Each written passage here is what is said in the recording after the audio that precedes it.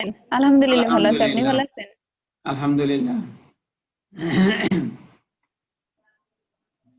আসসালামু আলাইকুম স্যার। ওয়ালাইকুম আসসালাম ওয়া রাহমাতুল্লাহ। আরিফকে কিন্তু পরে আমি আর পাই না। হ্যাঁ, তুমি সব সময় থাকো। আজকে ক্লাসটা ঠিকমতো দেখো এবং প্রশ্ন করার জন্য তৈরি থাকবা। ঠিক আছে, 9টা বেজে গেছে, আমরা কাজে ঢুকে পড়ি।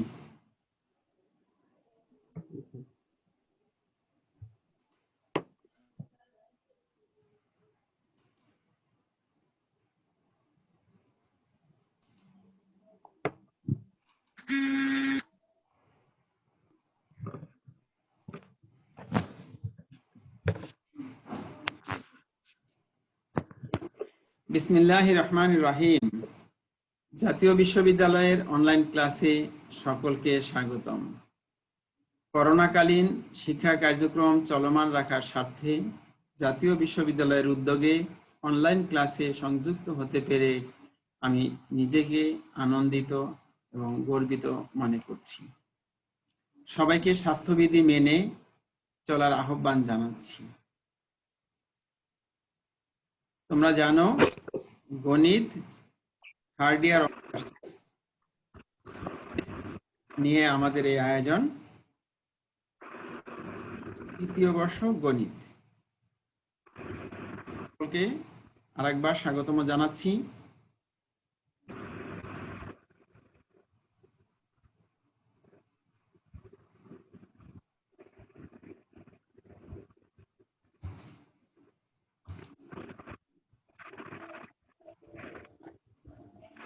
প্রতিদিনের মতো তোমাদের সাথে আমি মোহাম্মদ হারুন আর রশিদ, সহযোগী অধ্যাপক ও বিভাগীয় প্রধান, গণিত বিভাগ, পটুয়াখালী সরকারি কলেজ, পটুয়াখালী। তোমাদের জানা আছে আমাদের সাবজেক্ট অ্যাবস্ট্রাক্ট অ্যালজেব্রা, বিমূর্ত বীজগণিত। এই সাবজেক্টের আজকে 13তম ক্লাস। ইতিমধ্যে আমরা 12টি ক্লাস উপভোগ করেছি, আজকে উপনীত হয়েছি।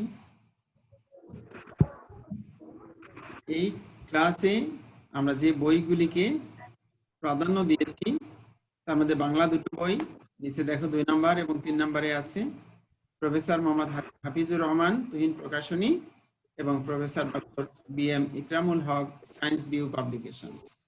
এই দুইটা বই একত্রিত করে আমি লেকচারটা তৈরি করেছি। যাদের কাছে বই আছে ভালো, একটা বই থাকলেও চলবে, তবে বই বেশি কিনলে কোনো ক্ষতি নাই। বই কিনলে কেউ দেওয়ালিয়া হয় না, এরকম একটা কথা প্রচলিত আছে।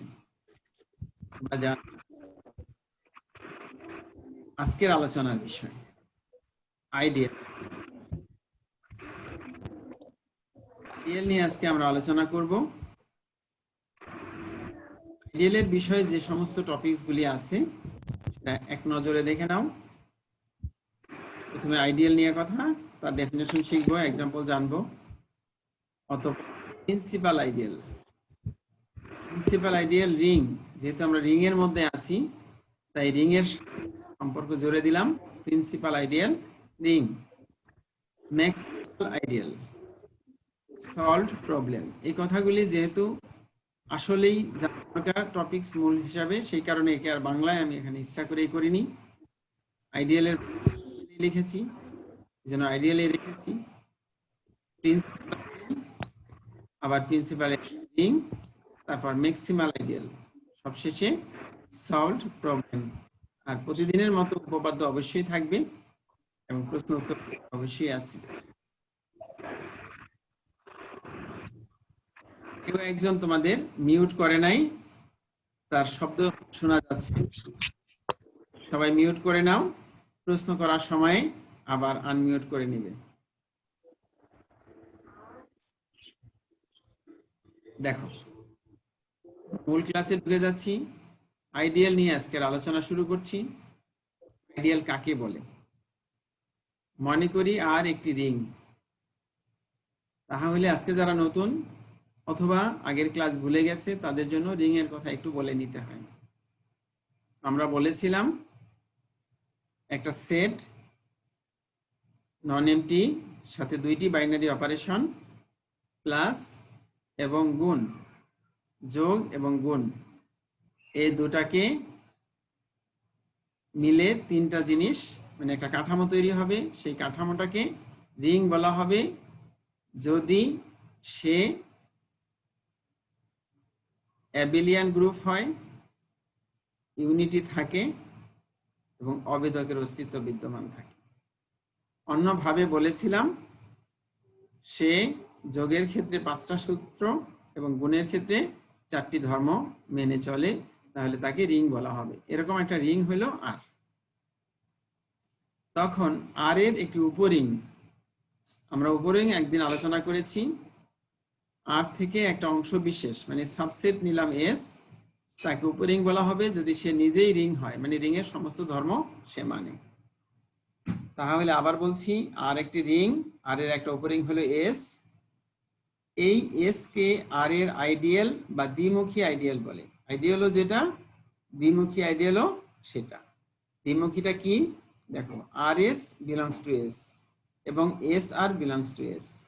স্মল আর এর সদস্য আর স্মল এস ক্যাপিটাল এস এর সদস্য। এই আর এর সাথে এস একদিকে বাম দিকে গুণ আর একবার ডান দিকে গুণ, এই জন্য দ্বিমুখী বলছি। এটা তোমাদের মনে আছে, কোসেট ছিল এরকম, এইস এর সাথে একবার ডান দিকে গুণ আর একবার বাম দিকে গুণ, এটা ছিল কোসেট। তার মানে এখানে 4টা 5টা কথা একত্রে চলে আসলো। প্রথমে গ্রুপ, তার সাথে রিং, এবং গ্রুপ শুধু নয়, সেটা ছিল abelian group, ring, sub ring এবং কোসেট। এতগুলি কথা তোমাকে মনে রাখতে হচ্ছে।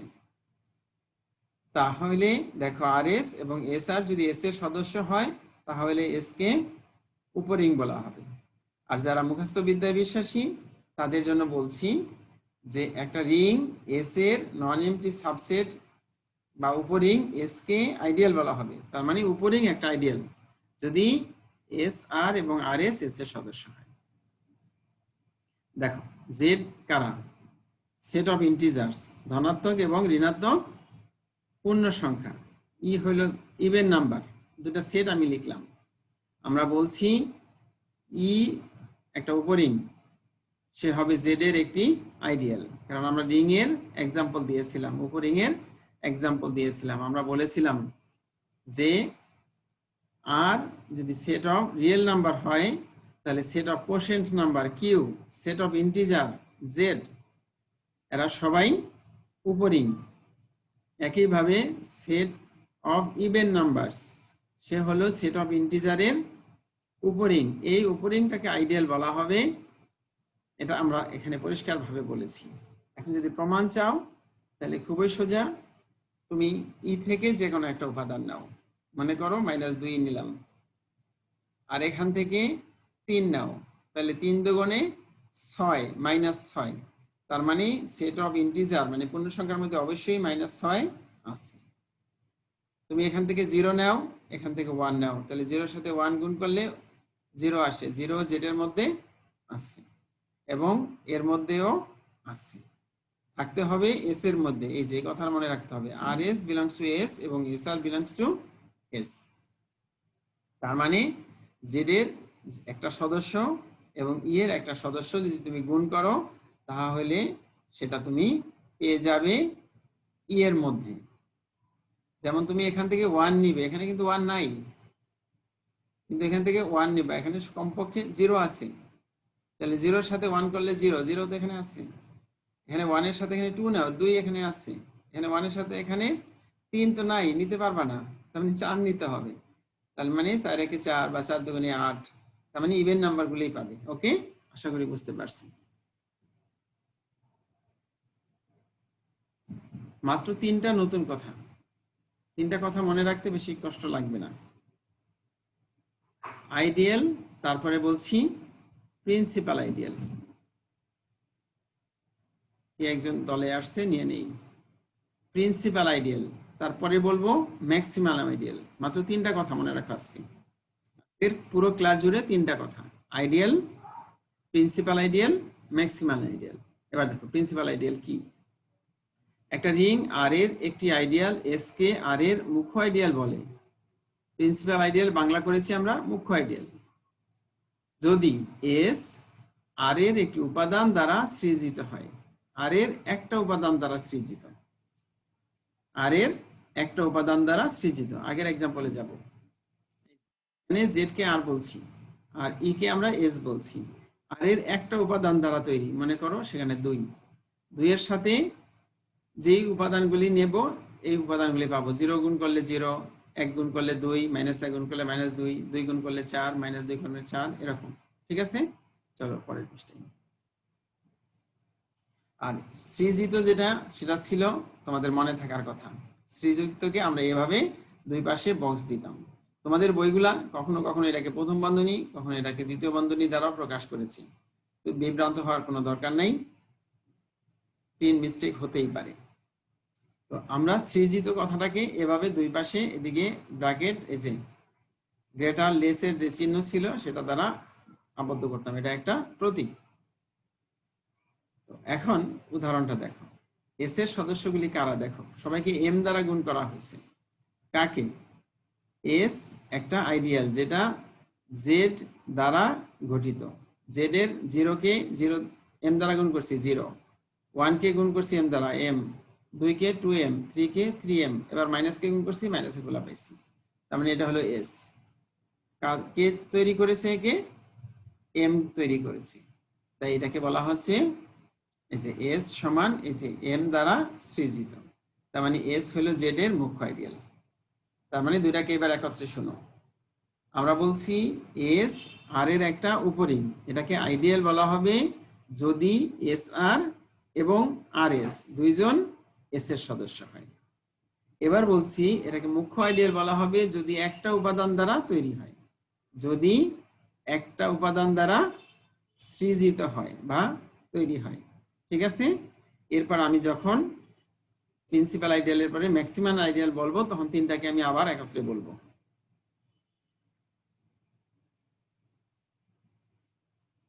তার আগে আমরা একটু রিং থেকে ঘুরে আসি। মুখ্য ideal ring, principal ideal ring. এখানে গাণিতিক কিছু আনা হয়নি তোমাদের সহজ করার জন্য। একটা রিং আর কে মুখ্য আইডিয়াল রিং বলে যদি আর এর প্রত্যেক আইডিয়াল মুখ্য আইডিয়াল হয়। একটু আগে দেখছো একটা উপাদান দ্বারা সৃজিত, এখানে প্রত্যেকটা দ্বারা যদি সৃজিত হয় তাকে বলা হবে মুখ্য আইডিয়াল রিং। এবার মুখ্য আইডিয়াল ডোমেন, একটি ইন্টিগ্রাল ডোমেনকে মুখ্য আইডিয়াল ডোমেন বলে যদি ইহার সকল আইডিয়াল মুখ্য আইডিয়াল হয়। একই কথা। তার মানে এটা মনে রাখা খুব কঠিন কাজ নয়। আমরা আসল জায়গায় যাই। প্রাইম আইডিয়াল, যেটা নিয়ে এতক্ষণ ধরে অপেক্ষা করছি। প্রাইম আইডিয়াল আগে শিখছি আইডিয়াল এবং মুখ্য আইডিয়াল মানে প্রিন্সিপাল আইডিয়াল। এবার শিখছি প্রাইম আইডিয়াল। তোমরা ইংরেজিটা অবশ্যই মনে রাখবে, কারণ ইংরেজি মনে না রাখলে বাংলা যদি এক একজন এক একভাবে বলে তাহলে বিভ্রান্ত হবে, কিন্তু ইংরেজি একটাই আছে। স্যার। জি স্যার, বলো। স্যার আগের পেজটা আরেকবার একটু দেখান। হ্যাঁ, এটা না এর আগেরটা? স্যার এই যে মুখ্য, হ্যাঁ এইটা জি স্যার। হ্যাঁ, এখানে ঠিক আছে স্যার। হ্যাঁ ঠিক আছে। জি স্যার। আচ্ছা, হ্যাঁ মৌলিক আইডিয়াল, এটা আমরা শিখছি একটু আগে। না, মৌলিক আইডিয়াল তো শিখি নাই। মৌলিক আইডিয়াল শিখতে এসেছিলাম। চলো, মৌলিক আইডিয়াল। একটা রিং আর এর একটি আইডিয়াল এস কে আর এর প্রাইম আইডিয়াল, এই যে বাংলা লিখছি প্রাইম আইডিয়াল বা মৌলিক আইডিয়াল বলে যদি A B belongs to S imply A belongs to S অথবা বি বিলংস টু এস। মানে এ বি যদি এস এর সদস্য হয় তাহলে আইদার, ওখানে ইংরেজিটা এরকম ছিল, either A belongs to S nor B belongs to S. আমি এখান থেকে আইদার তুলে দিয়েছি, বাংলায় তোমাদের বইয়ে হয় লেখছে। হয় শুনলে ইমপ্লাই এর পরে হয় বাংলা লিখলে কেমন যেন একটু আনইজি লাগে, এই কারণে আমি লিখেছি হয় তুলে দিয়েছি এ এস এর সদস্য অথবা বি এস এর সদস্য, মানে দুটার যে কোনো একটা এস এর মধ্যে থাকবে কথা বলা হয়েছে। এবার তিনটাকে একত্রে করো। আইডিয়াল মানে হলো সাবরিং এ এস আর এস অথবা এস আর এস এর মধ্যে থাকবে, মানে দুইটা উপাদানের বাম দিকের গুণ অথবা ডান দিকের গুণ সেখানে থাকবে।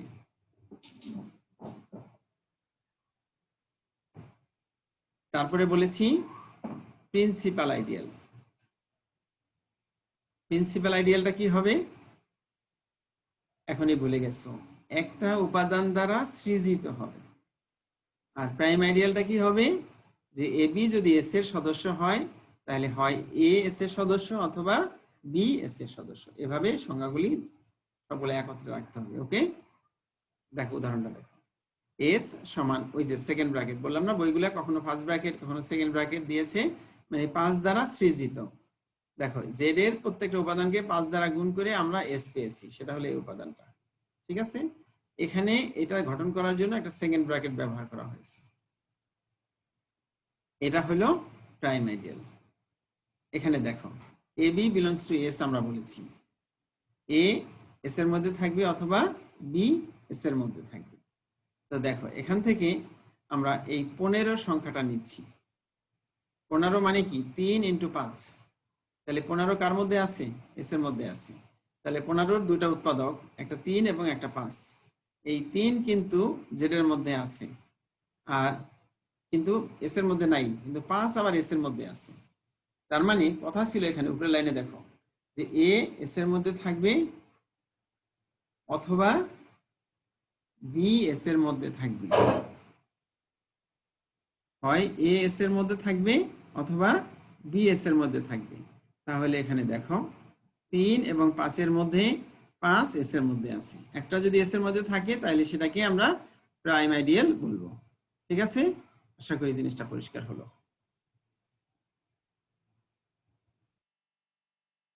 ম্যাক্সিমাল আইডিয়াল, প্রাইমের পরে কি ম্যাক্সিমাল আইডিয়াল। মনে করি আর একটি বিনিময় রিং এবং এস হলো আর এর একটি আইডিয়াল। এবার আর কে একটু চালাকি করা হয়েছে, বিনিময় রিং হইতে হবে। এতক্ষণ ধরে বলে আসছিলাম আর রিং হইলেই চলবে, কিন্তু এখন বলতেছি আর একটা বিনিময় রিং, এস হলো আর এর একটা আইডিয়াল।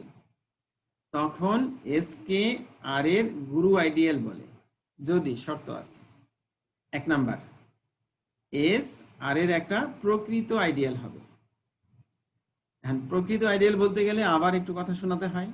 তোমাদের সেটের কথা মনে আছে, প্রকৃত সেট অপ্রকৃত সেট, যেমন 0 এবং সেই সেটটা নিজে অবশ্যই সাবসেট, কিন্তু সেগুলো প্রকৃত না।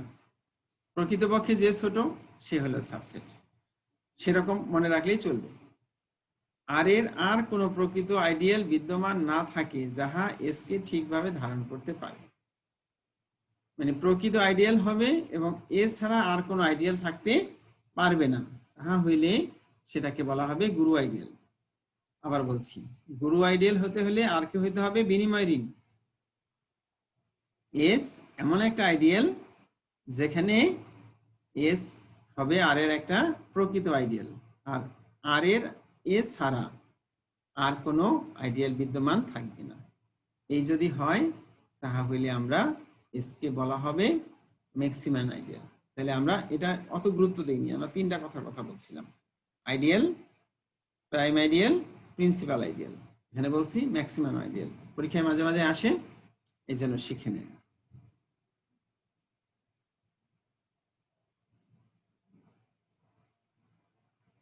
পরের পৃষ্ঠা একটা উপপাদ্য শিখব। উপপাদ্য একদম ছোট, বর্ণনাটা আরো সহজ। জেড এর প্রত্যেক আইডিয়াল মুখ্য আইডিয়াল। আমরা বলছি জেড এর যতগুলো আইডিয়াল হবে সবগুলো হবে মুখ্য আইডিয়াল। তাহলে মুখ্য আইডিয়ালের সংজ্ঞা মনে আছে? মুখ্য আইডিয়াল মানে প্রিন্সিপাল আইডিয়াল। হ্যাঁ, মনে আছে না ভুলে গেছি? মনে আছে। এই যে এখানে দেখো একটা রিং আর কে মুখ্য আইডিয়াল রিং বলে, তাহলে মুখ্য আইডিয়াল রিং। আর প্রিন্সিপাল আইডিয়াল মানে একটা উপাদান দ্বারা সৃজিত, একটা উপাদান দ্বারা সৃজিত। তাহলে জেড এর প্রত্যেক আইডিয়াল মুখ্য ideal. The ring of integers Z, মানে জেড এর পরিচয় বাংলায় কিন্তু নাই, কিন্তু ইংরেজিতে আবার দেয়া আছে the ring of integers Z, মানে পূর্ণ সংখ্যা। মানে জেড তোমাদের কাছে এত সুপরিচিত যে এর নাম বললেই তোমরা চিনতে পারো যে সে কে। এটা প্রিন্সিপাল আইডিয়াল। পূর্ণ সংখ্যা রিং জেড, একে তোমরা চিনো। এ জেড এর যে কোনো আইডিয়াল এস বিবেচনা করি যেখানে এস 0 না। এখন যদি এ মানে 0 নয় এরকম একটা উপাদান এস এর উপাদান হয়, তাহলে মাইনাসেও এস এর মধ্যে থাকবে। তোমরা এটা জানো যে এস এর মধ্যে যদি এ থাকে তাহলে মাইনাস এ মানে যোগের বিপরীত তার মধ্যে থাকে। এটা তোমরা অনেকদিন ধরে আলোচনা শুনে আসতেছে। ইহা পরিষ্কার যে এ এবং মাইনাস এ এই দুইটির মধ্যে যে কোনো একটি পূর্ণ সংখ্যা যাহা দেখায় যে এস ধনাত্মক পূর্ণ সংখ্যা ধারণ করে, মানে এ অথবা মাইনাস এ এর মান যদি 3 হয় তাহলে মাইনাস এ হলো -3, তার মানে এস এর মধ্যে পূর্ণ সংখ্যা আছে। তখন এস ক্ষুদ্রতম ধনাত্মক পূর্ণ সংখ্যা ধারণ করবে। তার মানে এস এর মধ্যে যে পূর্ণ সংখ্যাগুলি আছে তার মধ্যে ক্ষুদ্রতম একটা পূর্ণ সংখ্যা আমরা পেয়ে গেলাম।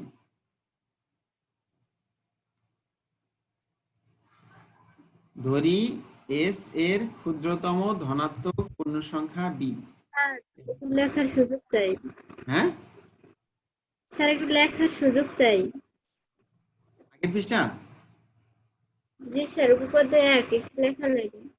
হ্যাঁ ঠিক আছে, আগের পৃষ্ঠায় চলে গেলাম, লিখো।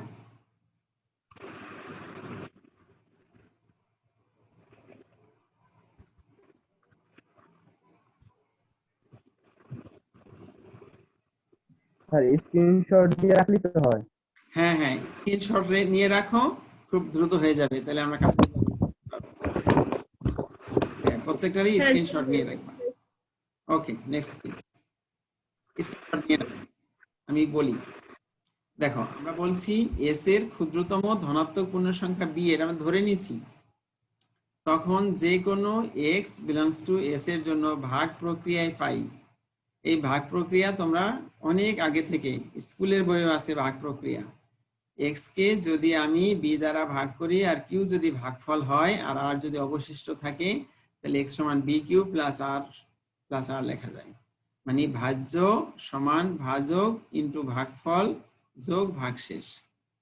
এই যে এটা হলো ভাজ্য, এটা হলো ভাজক, কিউ হলো ভাগফল আর হলো ভাগশেষ।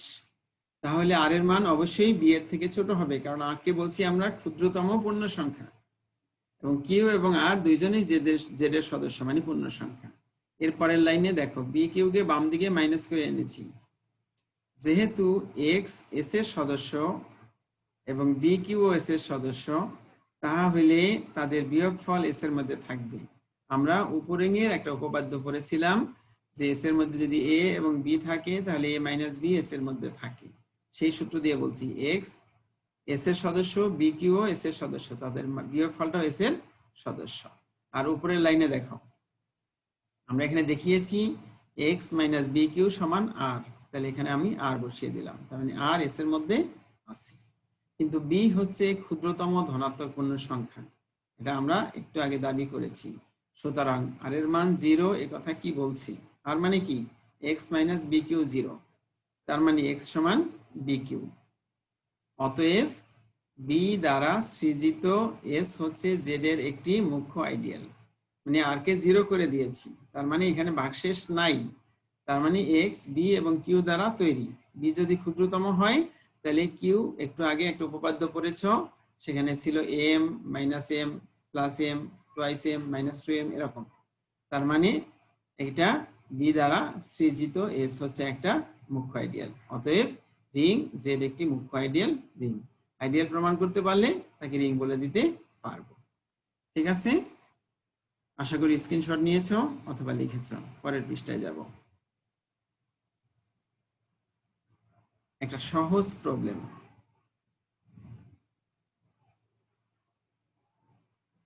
একটা রিং এর উদাহরণ দাও যার উপরিং একটি আইডিয়াল হবে, সাব রিংটাও আইডিয়াল হবে, সেটা আমি প্রমাণ করব। তাহলে আইডিয়াল এর সংজ্ঞা মনে রাখতে হবে। আমরা বলছিলাম এস আর এবং আর এস দুইজনেই এস এর সদস্য। এই যে এখানটা আগে দেখো, এস একটা সেট যার উপাদান হবে এম ইন্টু এ আকারের, এ হবে জেড এর সদস্য, এম একটা ইচ্ছামূলক ধ্রুবক মানে আরবিটারি কনস্ট্যান্ট। আমরা জানি সকল পূর্ণ সংখ্যার সেট জেড একটি রিং, এটা আমরা প্রমাণ করে আসছি বহুবার। ধরি এম ইচ্ছাধীন একটি নির্দিষ্ট ধনাত্মক পূর্ণ সংখ্যা এবং এস সমান এই সেটটা। এখন আমাকে প্রমাণ করতে হবে কি, উদাহরণটা কি হলো, উপরিং হবে একটা আইডিয়াল। তাহলে প্রথমে আমি উপরিং এর জন্য কাজ করব, পরে আইডিয়াল। দেখো, তাই লিখলাম হেডলাইন উপরিং এর জন্য। ধরি M A M B belongs to S, যেখানে এ বি জেড এর সদস্য। তাহা হইলে একটু আগে পড়েছি যে এ আর বি যদি এস এর মধ্যে থাকে তাহলে এ মাইনাস বি এস এর মধ্যে থাকে। তার মানে বলছি M A minus M B মানে কি, এম কমন নিলাম, এ মাইনাস বি কে আমরা সি নাম দিয়েছি, এই যে ধরেছি এ মাইনাস বি সমান সি। যে তোমরা জানো যে কোনো দুইটা পূর্ণ সংখ্যার বিয়োগ হলো পূর্ণ সংখ্যা, এই কারণে বলছি সি বিলংস টু জেড, তার মানে এটাকে এম সি নাম দিয়েছি। এবার গুণটা দেখো, M A into M B, আমরা এমটাকে বাইরে রেখে বাকি পুরোটা একত্রে দিয়েছি। দেখো, এ একটা পূর্ণ সংখ্যা, এম একটা পূর্ণ সংখ্যা, বি আর একটা পূর্ণ সংখ্যা, এরকম তিনটা পূর্ণ সংখ্যা গুণ করলে পূর্ণ সংখ্যাই হয়, সেটা বলছি ডি, এবং এটা জেড এর সদস্য, মানে এটাকে এম ডি বলছি। তার মানে কি হলো যে তাদের বিয়োগফলটাও এস এর মধ্যে আছে, গুণফলটাও এস এর মধ্যে আছে। তার মানে এস জেড এর একটি উপরিং। আমরা একটু উপপাদ্য পড়েছিলাম, উপরিং হইতে হলে এই বিয়োগফলটাও তার মধ্যে থাকতে হয়, গুণফলটাও তার মধ্যে থাকতে হয়। যদি মনে না থাকে তাহলে ওই পৃষ্ঠাটা একবার দেখে আসবা। এবার আমরা আইডিয়াল নিয়ে কাজ করব, পরের পৃষ্ঠায় চলো। দেখো, ছোট্ট কথা, আইডিয়ালের জন্য, আইডিয়ালের কথা মনে আছে নিশ্চয়ই, এস আর এবং এ আর। ধরি এস সমান M A belongs to S. এখানে এই এসটা ছোট হাতের হইলে ভালো হইতো,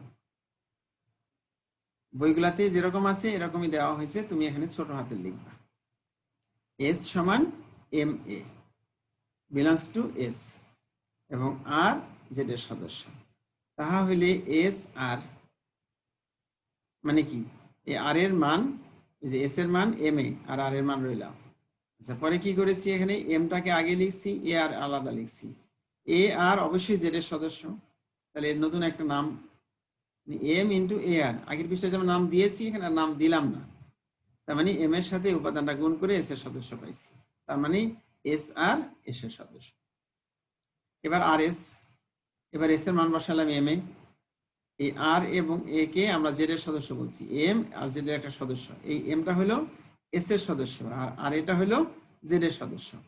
তার মানে খেয়াল করো, এস আর এস এর মধ্যে আছে, আর এস এস এর মধ্যে আছে। আবার বলছি, তোমরা লিখে রাখো, এই এস, এই যে প্রথম লাইনের এস, দ্বিতীয় লাইনের এস এবং তৃতীয় লাইনের এস, এই তিনটাকে তোমরা ছোট হাতে লেখো। এখন এই কাগজে লেখা রাখো, নাহলে পরে মনে থাকবে না। এটা বইয়ে যাই থাকুক না কেন, এখানে ছোট হাতে লিখলে বুঝতে সুবিধা হবে। ঠিক আছে, তার মানে কি দেখলাম, আর এস এস এর মধ্যে আছে, এস আরও এস এর মধ্যে আছে, তার মানে এই এস জেড এর একটি আইডিয়াল। আর যেহেতু দুই দিক দিয়ে হয়, আমরা বলছিলাম আইডিয়ালের আরেক নাম, সেটা দ্বিমুখী আইডিয়াল, তাই বলছি এস হলো জেড এর একটি দ্বিমুখী আইডিয়াল। তাহলে আগের পৃষ্ঠায় প্রমাণ করেছি সেটা উপরিং, এখন বলছি আইডিয়াল, তার মানে এস একটি আইডিয়াল। আমাকে উদাহরণ দিতে বলা হয়েছিল, উদাহরণ আমরা দিতে সক্ষম হয়েছি। আর একটা প্রশ্ন,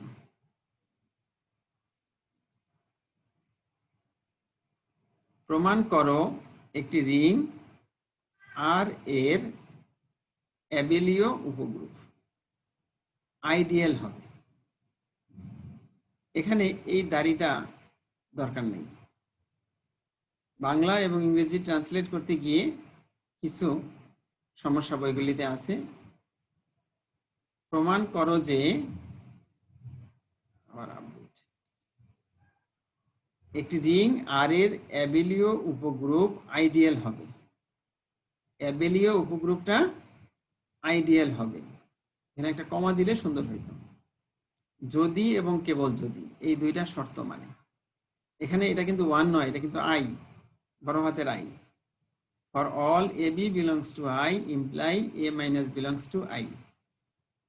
for all A belongs to I R belongs to R imply A R belongs to I এবং R A belongs to I.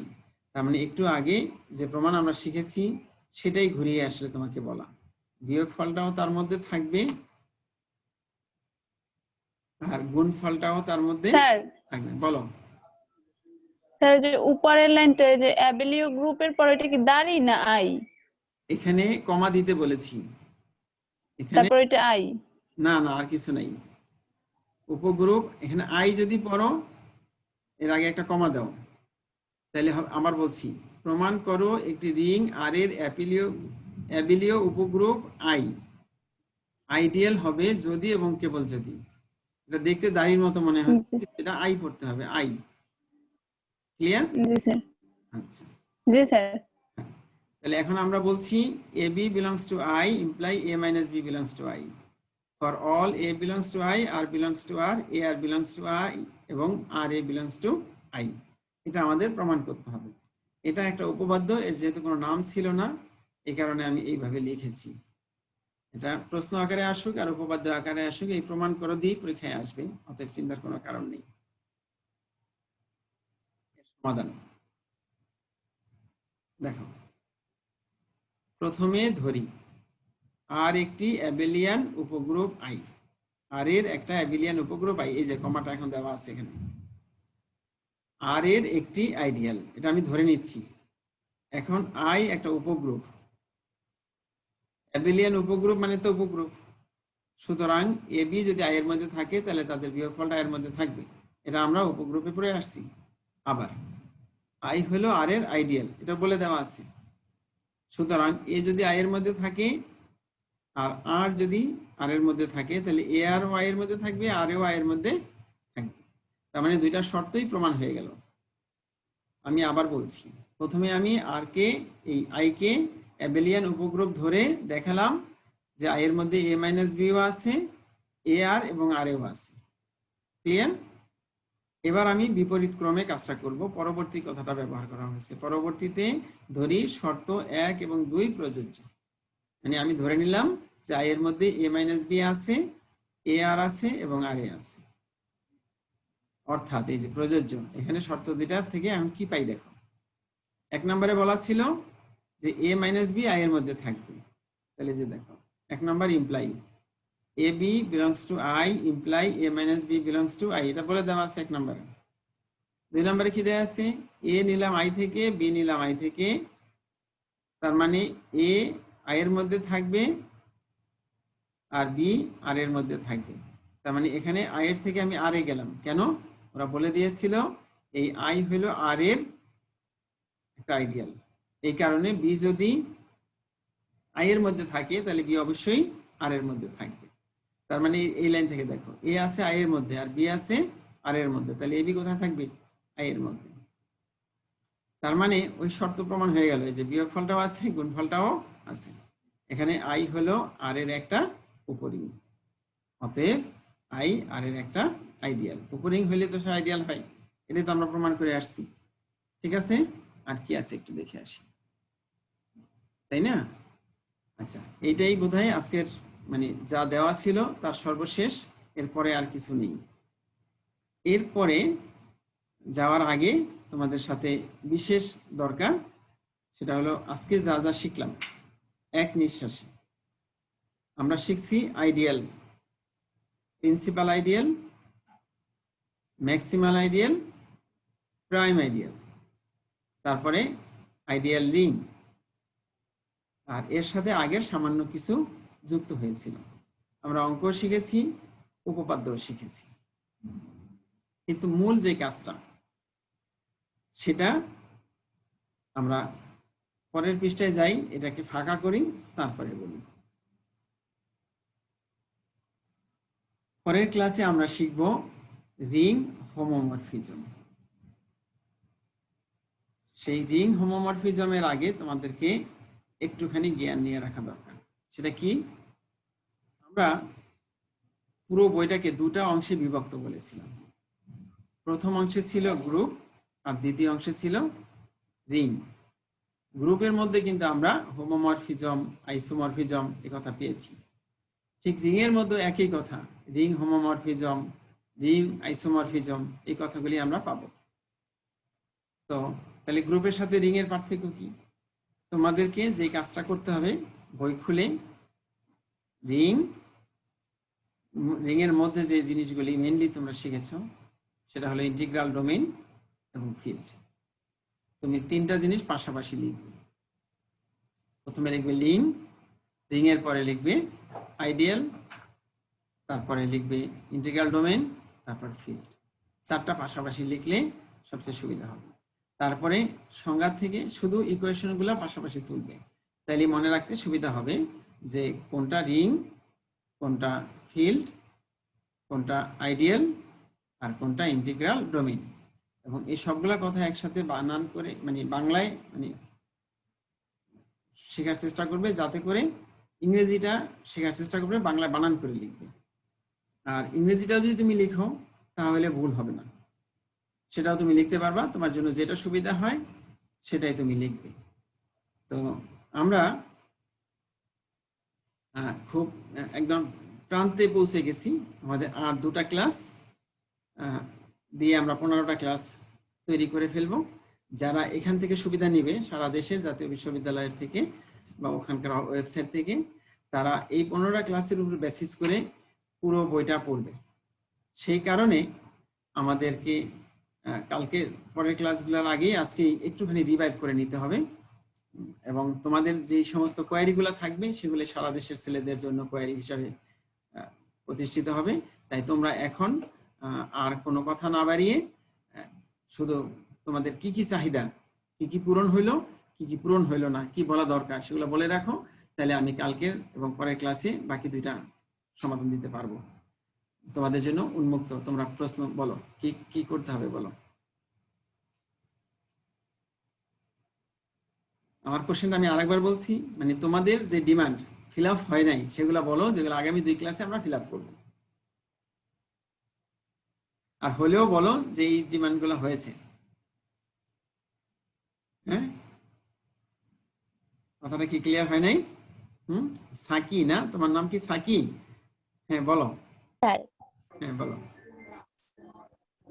Sir আমি তো আগে ক্লাস করতে পারি না, এর জন্য আমি ওদের কাছে যাই না, নেবো না, অসুবিধা নাই। আগের ক্লাসগুলি তুমি পাও নাই? আমরা যে না স্যার আমি পেজ থেকে দেখে নেবো, অসুবিধা নাই। আমি তো ঝামেলায় ছিলাম তো স্যার, এই জন্য হ্যাঁ হ্যাঁ হ্যাঁ হ্যাঁ আজকে দেখে নেবো, অসুবিধা হবে না স্যার। হ্যাঁ বুঝতে পারছি। আজকের ক্লাস কি বুঝতে পেরেছো? জি স্যার আজকেরটা বুঝতে পারছি, আগের গুলো তো করি না, এর জন্য একটু সমস্যা আছে, ওদের কাছ থেকে হেল্প নেবো। হ্যাঁ হ্যাঁ, আমি চেষ্টা করব প্রত্যেকটা ক্লাসের সাথে প্রত্যেকটা ক্লাস বলে দেওয়া। এভাবে আমি প্রতিদিন বলেছি, কিন্তু সেগুলা বোর্ডে হইলে বা সময় থাকলে আমরা লিখে দিতে পারতাম। আসলে 15 ক্লাসের মধ্যে পুরো কোর্স দেওয়া একটু টাফই। ঠিক আছে, ও প্রশ্নের ভয়ে, কাজী সাফা প্রশ্নের ভয়ে আগেই ভিডিও অফ করে দিয়েছে নাকি, না কারেন্ট গেছে? হ্যাঁ সাফা বলো, তুমি বলো, তুমি সবগুলা ক্লাসে ছিলা? শিফা স্যার, শিফা শিফা। হ্যাঁ শিফা, আমি আসলে খুব ছোট অক্ষর খেয়াল করি না, SEFA। বলো শিফা বলো, মানে আর কি কি কথা বললে আগামী 2টা ক্লাস দিলে সবার জন্য উপকার হবে, আর কোন কোন কথাগুলো বলা দরকার?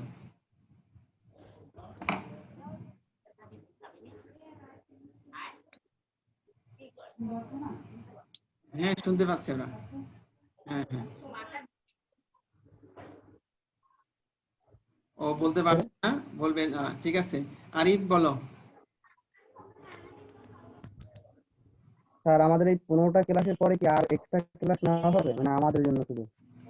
হ্যাঁ তোমাদের জন্য অবশ্যই বছর ভরে ক্লাস চলবে, ঠিক আছে। কিন্তু সারা দেশের ছেলেদের জন্য তোমরা আজকে আমাকে কিছু বলে রাখো, যেটা আগামী 2 ক্লাসে আমি কমপ্লিট করতে পারি, যে ওই টপিকসগুলোকে আরেকবার রিভাইভ করা দরকার, বা ওই টপিকসগুলো ওইভাবে বললে ভালো হতো। টিউশনের